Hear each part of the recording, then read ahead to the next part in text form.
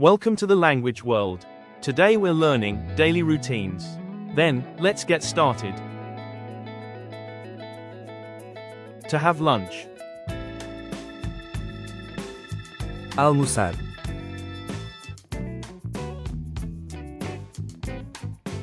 To rest. Descansar.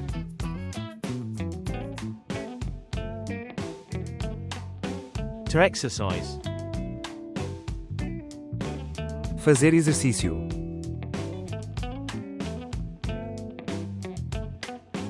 To cook.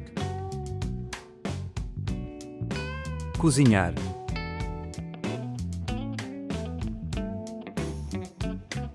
To have dinner. Jantar.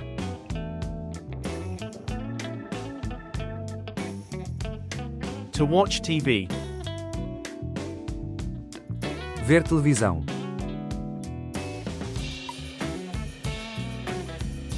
To read a book.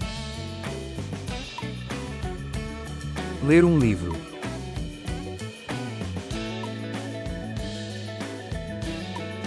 To go shopping.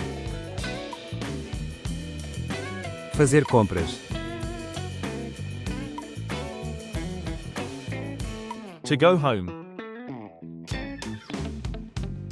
Ir para casa.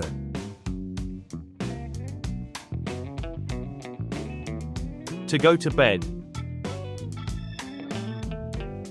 Ir para a cama. Quiz time.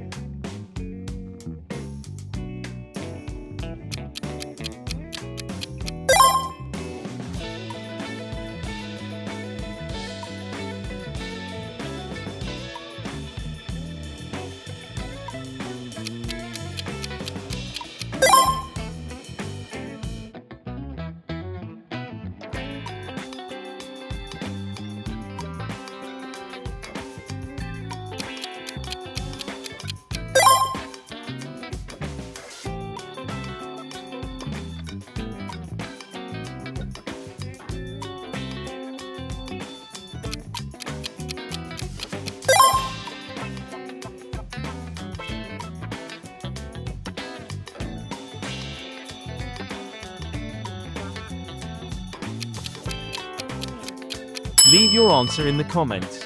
Thanks for watching. Don't forget to subscribe to our channel to learn more languages. See you in the next videos.